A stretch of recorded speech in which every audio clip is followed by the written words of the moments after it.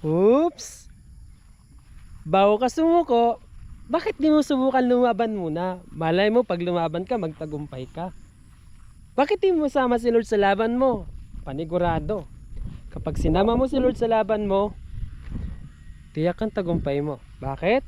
Sabi sa Bible, kapag kasama mo ang Diyos, sino ang makakalaban sa iyo?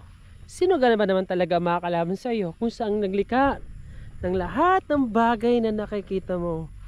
Lahat ng nakikita mo, yan.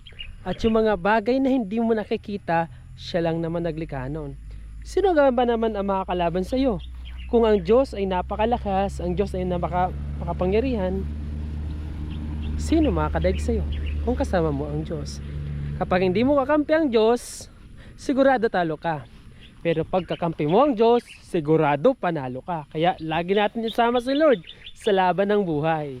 Kaya God bless and ingat.